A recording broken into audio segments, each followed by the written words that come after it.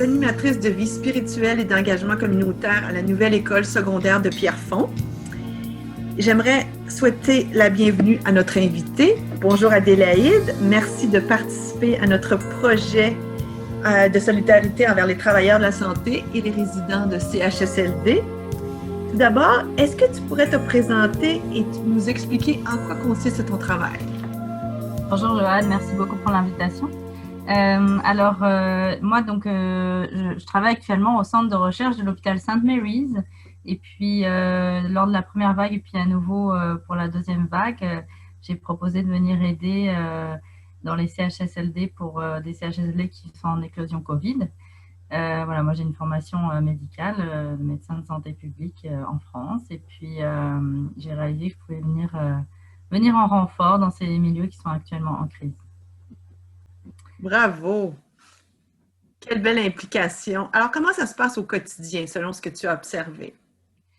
Donc, moi, je suis allée dans plusieurs milieux déjà, entre 4 dans la première vague, puis là, mon deuxième milieu. Et puis, en général, pour venir en renfort, bien sûr, on vous envoie dans un milieu où il y a eu une éclosion récemment. Donc, il y a beaucoup de choses à faire dans un CHSLD où il y a eu une éclosion. Donc, comme c'est des milieux de vie qui sont très, très restreints, il y a beaucoup d'interactions entre les personnes. C'est pour ça que s'il y a un cas qui rentre un jour, soit par un professionnel, soit par une personne qui vient visiter un résident au CHSLD, puis l'infection va vraiment se diffuser très vite d'un résident à un autre, etc. Donc, dès qu'on sait qu'il y a ce qu'on appelle donc une éclosion, il va falloir réagir très vite sur deux choses très importantes. Il y a une partie, c'est la réponse médicale. Donc, on va voir qui a besoin de soins, qui va devoir sortir pour être hospitalisé, s'il y a besoin à l'extérieur pour soigner cette infection Covid. Et puis, il y a l'autre versant qui est ce qu'on appelle prévention, contrôle des infections. Puis ça, c'est vraiment prévenir que l'infection continue, le Covid continue à diffuser dans l'établissement. Donc, ça veut dire qu'on va devoir regrouper peut-être tous ceux qui sont infectés, puis les isoler des autres. Il y en a d'autres qu'on va mettre en surveillance pour peut-être 14 jours pour savoir qui est-ce qui serait après infecté. Il y en a d'autres qui seront jamais infectés, puis on veut vraiment bien les protéger. Donc, comme vous imaginez, là, c'est vraiment beaucoup, beaucoup de travail pour les équipes sur place. Puis sans oublier qu'il y a des professionnels qui s'infectent. Donc, ça veut dire que, bien sûr, ils restent à la maison pour ne pas propager l'infection. Ça veut dire qu'il y a du personnel de remplacement qui doit venir. On doit tout réorganiser. On dit que dans un CHSLD, on doit transformer un milieu de vie, donc un milieu qui est là pour le quotidien, le sport, la salle à manger. Et puis, on doit le transformer en milieu de soins aigus, un peu comme un mini-hôpital sur place. Donc, c'est un énorme changement pour la structure dans une situation où il y a aussi d'absentéisme lié au personnel qui s'est infecté sur le terrain. Oh là là, ça doit être vraiment très, très stressant pour le personnel.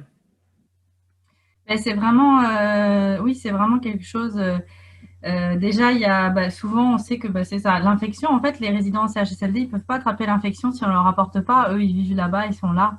Donc, comment ça se passe? C'est que soit c'est un personnel, par exemple, dans une résidence, c'est une dame qui s'était infectée parce que son enfant avait attrapé la Covid et puis la maman était infectée puis elle ne le savait pas. Puis elle est venue au travail et comme on dit au début, parfois on est asymptomatique. Ça veut dire qu'on ne sait pas qu'on a la Covid, mais pourtant on l'a déjà. Et puis dans cette période-là, avant qu'on sache, on peut déjà infecter des personnes. Alors ça veut dire que pour les travailleurs, c'est ça, ils sont dans cette chaîne de transmission, etc. C'est quelque chose d'assez pesant. En plus il y a aussi qu'ils reviennent à la maison. Alors quand on travaille dans ce qu'on appelle une zone rouge, c'est là où il y a tous ceux qui ont le Covid, ça veut dire qu'on est aussi plus exposé. C'est triste les histoires qu'on entendait dans les médias, les personnes aux prises avec le virus, les familles qui ne pouvaient les visiter. On a vraiment beaucoup de compassion pour eux, et les résidents et les familles.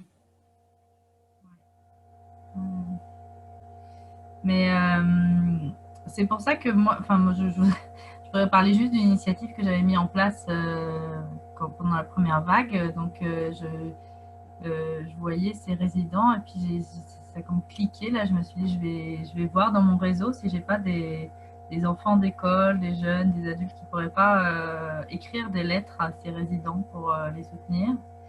Et puis aussi, j'ai étendu ça un peu pour les professionnels de la santé parce que justement, je les voyais fatigués et puis et ça leur a fait vraiment chaud au cœur. Là.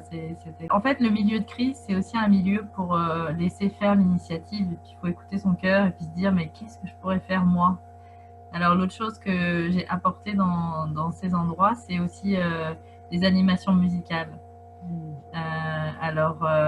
Voilà, avec un ami qui joue de la guitare, là, on est allé là-bas, et puis on a fait de la musique, puis on a pris quelques autres amis qui sont venus avec nous, en extérieur, hein, parce qu'il fallait que ça soit sécuritaire, c'était au printemps, donc c'était plus simple.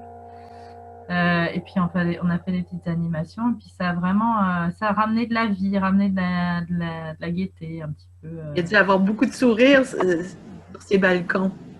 Oui, c'est ça, c'est des visages aux fenêtres. Alors c'était émouvant de les voir derrière leurs fenêtres. C'est très particulier comme expérience. Grandement impressionné. Merci beaucoup, Adélaïde, pour tout ce que tu fais. Et merci pour votre Et initiative. tu transmettras nos remerciements aussi à toutes tes équipes, les équipes avec lesquelles tu as travaillé. Ok, très bien. Je pense que ça va être très apprécié si vous souhaitez faire quelque chose pour les soutenir. On en a grand besoin. Il continue à y avoir des éclosions, etc. Donc c'est un besoin continu.